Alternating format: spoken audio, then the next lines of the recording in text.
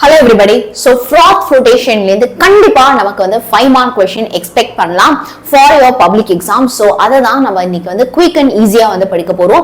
So முக்கியமா நம்ம இந்த வீடியோல வந்து என்னென்ன keywordsலாம் இருந்தா பப்ளிக்ல நமக்கு மார்க் போடுவாங்க அப்படிங்கிற ஒரு விஷயத்தை நீங்க வந்து தெரிஞ்சுக்க போறீங்க. So welcome to Vedantu and now guys Shravani ma'am. So இந்த சீரீஸ்ல இருக்கக்கூடிய மத்த question and answers எல்லாத்தையுமே நான் வந்து டிஸ்கிரிப்ஷன்ல கொடுத்திருக்கேன். ஃபர்ஸ்ட் கமெண்ட்லயும் பின் பண்ணிருக்கேன். 5 mark in 5 minute சீரீஸ்ல அதையும் மறக்காம நீங்க செக் அவுட் பண்ணி பாருங்க. அதுல வந்து உங்களுக்கு Lucas test, Victor Meyer test, Nernst equation, integrated rate of zero order, first order, structure of diborane, இந்த எல்லா क्वेश्चंसமே வந்து இருக்கு. சரியா? Okay guys. சோ நம்ம சேனலை இது வரைக்கும் சப்ஸ்கிரைப் பண்ணாதவங்க சப்ஸ்கிரைப் பண்ணுங்க. அண்ட் இப்போ வீடியோ பார்த்துட்டு இருக்கிற ஒவ்வொருத்தருமே உங்களுடைய அட்டெண்டன்ஸை லைக் பட்டனை ஸ்மாஷ் பண்றது மூலமா மார்க் பண்ணிடுங்க. சரியா? எஸ். சோ மேம் எங்களுக்கு இந்த 5 மார்க் சொல்லித்தாங்க அது சொல்லித்தாங்க அப்படின்னு உங்களுக்கு என்னென்னலாம் வந்து ஹெல்ப் வேணுமோ கண்டிப்பா எனக்கு வந்து அதை நீங்க கமெண்ட் செக்ஷன்ல சொல்லுங்க. அண்ட் இந்த வீடியோ வந்து உங்களுக்கு புரிஞ்சது அப்படின்னா அதையுமே எனக்கு எண்ட் ஆஃப் த வீடியோல வந்து எனக்கு கமெண்ட்ஸ்ல சொல்லுங்க. சரியா? ஓகே. சோ ஃபர்ஸ்ட் இந்த froth flotation process அப்படின்னா என்ன அப்படின்னு நம்மள வந்து தெரிஞ்சுக்கலாம். முதல்ல கான்செப்ட் அண்டர்ஸ்டாண்ட் பண்ணிப்போம். அதுக்கப்புறமா எப்படி ஆன்சர் எழுதணும் அப்படிங்கறத பார்க்கலாம். இந்த क्वेश्चन 5 மார்க்ல கேட்டாங்கன்னா டயகிராம் கண்டிப்பா வரையணும்டா, இல்லனா 1 மார்க் மைனஸ் பண்ணிடுவாங்க. சோ முதல்ல கான்சென்ட்ரேஷன்னா என்னது? ஓர்ல இருந்து கேங்க பிரிச்சு எடுக்கிற ஒரு process தான் கான்சென்ட்ரேஷன். ஓர்ல இருந்து தான் நம்ம மெட்டலை எக்ஸ்ட்ராக்ட் பண்ண போறோம். கேங்னா என்ன? தேவையில்லாத மணல், கல்லு, பாறை, இந்த பிசிக்கல் இம்பியூரிட்டிஸ். சோ இந்த கேங்க பிரிச்சு எடுக்கிற ஒன் ஆஃப் த ப்ராசஸ் தான் இந்த froth flotation. சோ இந்த froth flotation processல நம்ம என்ன பிரின்சிபல், எதை பேஸ் பண்ணி இந்த froth flotation process இருக்குன்னா, it is based on the principle of preferential wetting. preferential wetting அப்படின்னா என்ன தெரியுமா? நம்ம ஓர் வந்து இருக்குல்ல, ஓர் வந்து ஆயில் கூட தான் வந்து சேரும்.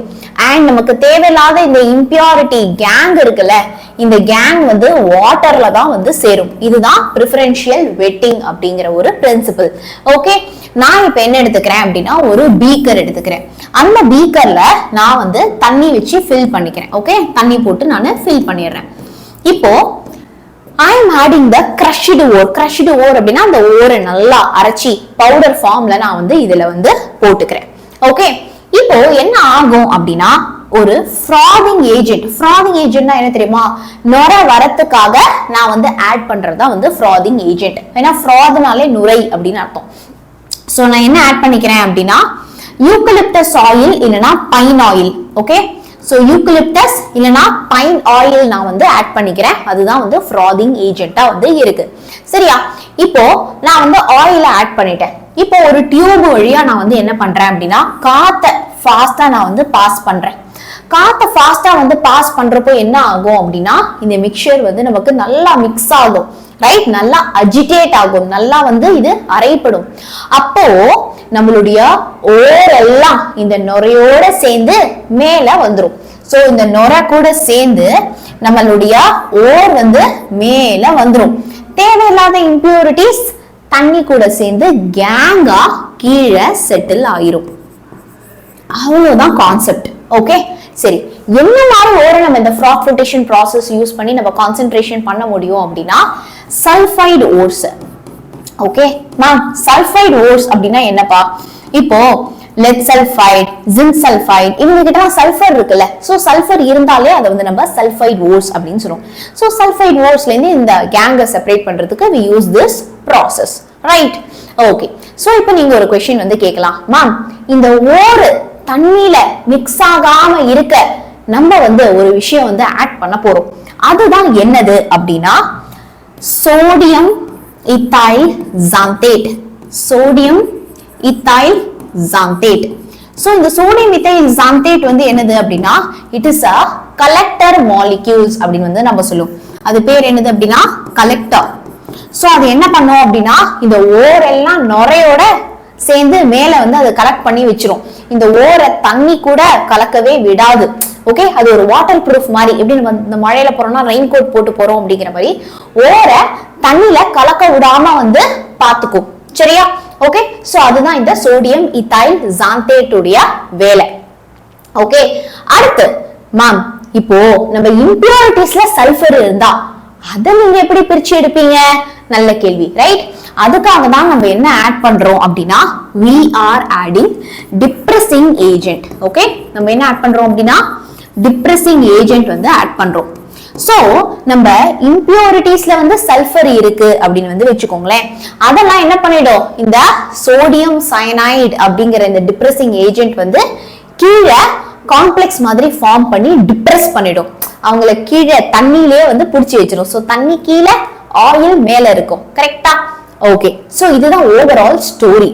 இப்போ நம்ம வந்து எப்படி எக்ஸாம்ல எழுதணும் அப்படிங்கிற ஒரு ஆஸ்பெக்ட்ல படிக்க ஆரம்பிச்சிடலாம்.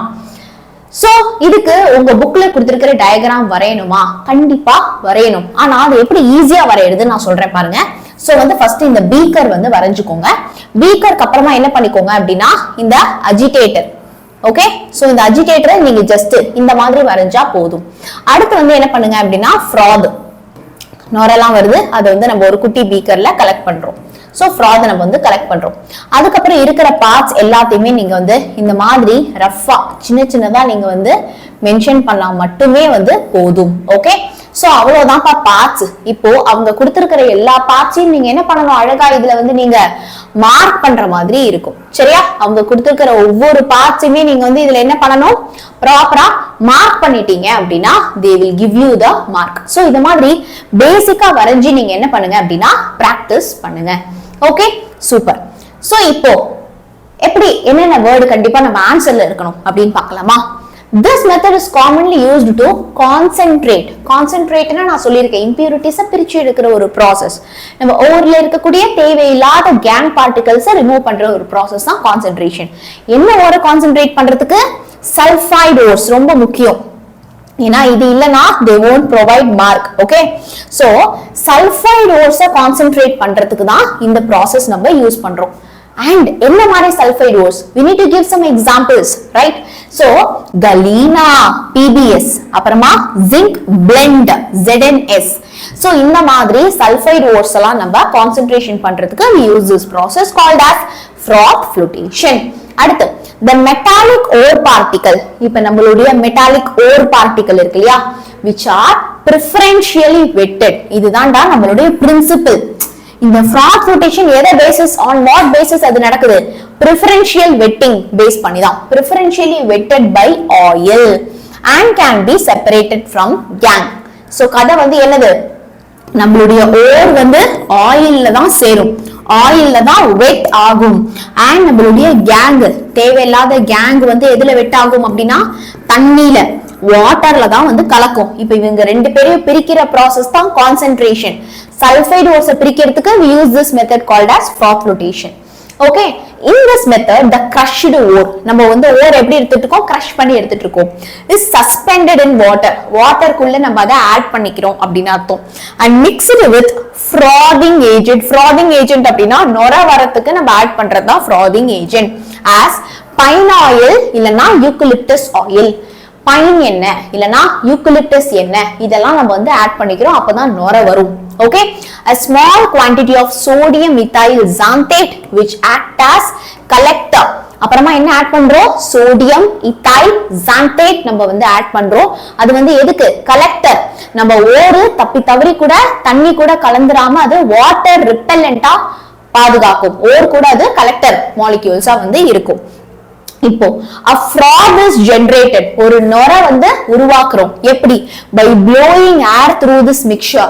நம்ம காத்து பாஸ் பண்றது மூலமா வந்து நம்ம வந்து என்ன ப்ரொடியூஸ் பண்றோம், நொர ப்ரொடியூஸ் பண்றோம். இப்போ ஏதாச்சும் நம்ம வந்து ஒரு ஜூஸ் எல்லாம் குடிக்கிறோம்னா ஸ்ட்ரால நம்ம மேல இருந்து பூன்னு வந்து நம்ம காத்து விட்டோம் அப்படின்னா அடியில இருந்து பபிள்ஸ் வரும்ல, அதே மாதிரிதான் நொர வந்து நம்ம ஜெனரேட் பண்றோம் by blowing air through the mixture. the collector molecules attached to the ore. நல்லா புரிஞ்சுக்கோங்க, நம்ம sodium ethyl xanthate collector molecules வந்து நம்ம ஓர் பார்ட்டிகல் கூட சேர்ந்து அட்டாச் ஆகி make them water repellent. நம்ம கலெக்டர் வந்து ஓர் கூட சேர்ந்து நம்ம ஓர் வந்து தண்ணில கலக்காம water ரிப்பெல்லண்டா பாத்துக்கும். as a result ore particles wetted by oil. அதனால என்ன ஆகுது, நம்ம ஓர் பார்ட்டிகல் எண்ணெய் கூட சேருது. rise to the surface along with the froth. நுரை கூட சேர்ந்து சர்ஃபேஸ் உடைய மேல் பகுதிக்கு வந்துருது. The fraud is skimmed. நம்ம தயிர்ல எல்லாம் ஆடை இருக்கு இல்லைன்னா வந்து பால்ல எல்லாம் ஆடை இருக்குன்னா மேலோட்டமா நம்ம ஸ்பூன் வச்சு அப்படியே எடுப்போம் இல்லையா, அதுக்கு பேர் தான் ஸ்கிம்மிங், ரைட்? மேலோட்டமா எடுக்கிறது. அப்போ அந்த நுரைய வந்து என்ன பண்றோம் அப்படின்னா ஸ்கிம் பண்றோம். ஸ்கிம்ட் ஆஃப் அப்படின்னா மேலோட்டமா அந்த நுரை எல்லாத்தையுமே எடுத்துடுறோம். அண்ட் ட்ரைடு, அதை காய வைக்கிறோம். டு ரெக்கவர் த கான்சென்ட்ரேட்டட் ஓர், இந்த கான்சென்ட்ரேட்டட் ஓரை நம்ம செப்பரேட் பண்றதுக்காக.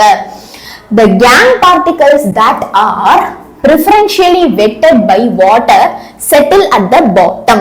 இப்ப தேவையில்லாத இந்த impurities தான் gang particles. இந்த gang particles என்ன ஆகும், தண்ணி கூட சேர்ந்து கீழே பாட்டம் பகுதியை வந்து போய் ரீச் பண்ணிடும். Okay, when a sulfide ore of a metal of interest contains other metal sulfides as impurities. இப்போ அந்த sulfide oresல வேற ஏதாவது தேவையில்லாத சல்ஃபர் இம்பியூரிட்டிஸ் இருந்தா அதை எப்படி நம்ம ரிமூவ் பண்ண போறோம்? அதுக்காக தான் நம்ம we are using the depressing agent. யார் யாரை யூஸ் பண்றோம் அப்படின்னா sodium cyanide and sodium carbonate. Okay, so sodium cyanide, sodium carbonate, இந்த மாதிரி டிப்ரெசிங் ஏஜென்ட்ஸ்லாம் நம்ம வந்து யூஸ் பண்றோம். அதனால என்ன ஆகும் அப்படின்னா அதர் மெட்டல் சல்ஃபைட்ஸ் எல்லாமே ஓருக்கு வராம அது வந்து பாதுகாக்கும்.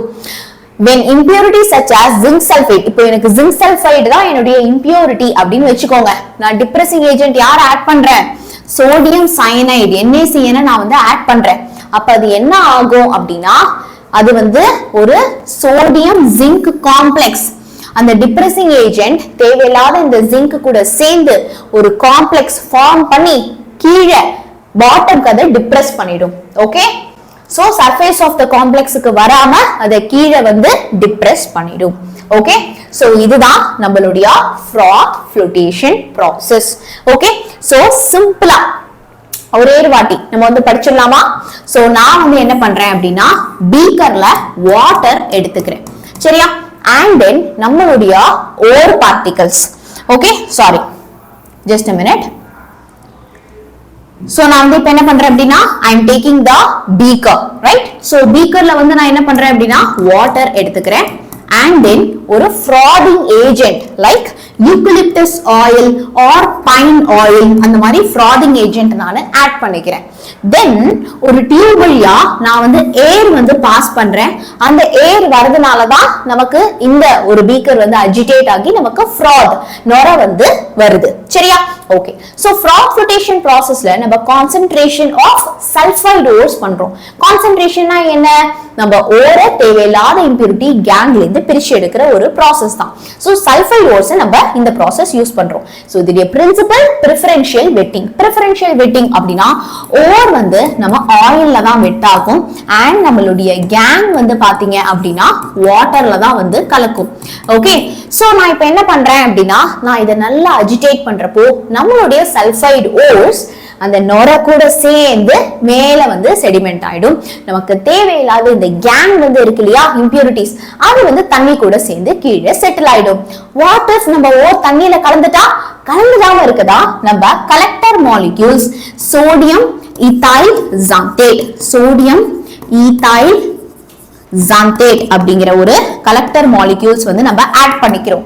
ஓகே, சோ இப்போ வாட் இஃப் நம்ம இம்பியூரிட்டிஸ்ல சல்ஃபர் இருந்தா அப்போ என்ன பண்றது? அதுக்காக தான் நம்ம டிப்ரெசிங் ஏஜென்ட் வந்து நம்ம ஆட் பண்றோம். சோ அந்த டிப்ரெசிங் ஏஜென்ட்ல தான் சோடியம் சயனைட்லாம் வரப்போகுது. சோ அந்த சோடியம் சயனைட் நம்ம சல்ஃபர் இம்பியூரிட்டிஸ் கூட சேர்ந்து காம்ப்ளெக்ஸ் ஃபார்ம் பண்ணி கீழே அதை டெபாசிட் பண்ணிடும். ஓகே, சோ மேல இருக்கிற இந்த சல்ஃபர் ஓரை மட்டும் நம்ம தனியா ஸ்கிம் பண்ணி அதை நம்ம ட்ரை பண்ணி நம்மளுடைய ஓரை பியூரிஃபைடா எடுத்துப்போம். கிளியரா? Super, right. சோ வந்து மறக்காம எனக்கு உங்களுக்கு இது புரிஞ்சுதா அப்படிங்கறத கமெண்ட்ஸ்ல எனக்கு சொல்லுங்க. இன்னைக்கு சாயந்தரமே ஜோன் ரிஃபைனிங் ப்ராசஸ் உடைய வீடியோ உங்களுக்கு வந்துகிட்டே இருக்கு. All the best.